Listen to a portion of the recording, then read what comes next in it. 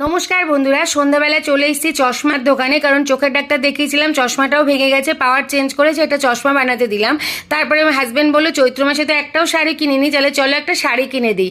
তাই জন্য চলে গেলাম শাড়ি হাটে, এটা শ্রীনিকেতনের একদম পাশে। ভেবেছিলাম পাইকারি মার্কেট, তারপর দেখলাম না, নর্মালি একটা দোকান, কিন্তু শাড়ি আমার পছন্দ হয়নি দাম অনুযায়ী। পরে চলে এসেছি ইন্ডিয়ান সিল্ক হাউসে ফার্স্ট টাইম। এর আগে আমি এখান থেকে শাড়ি কিনিনি, তো শাড়িগুলো আমার বেশ ভালো লেগেছে, একটা নিয়েও নিলাম। ফুচকা খেয়ে বাড়ি চলে এলাম।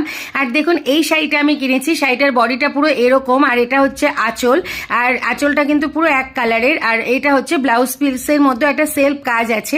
শাড়িটা কিন্তু না গোল্ডেন, না কপার, না সিলভার, এরকম একটা জড়ি। আমার বেশ ভালো লেগেছে। কেমন লেগেছে আপনারাও জানাবেন। আর এই যে আমি পরের দিন চশমাটা নিয়েও চলে এসেছিলাম।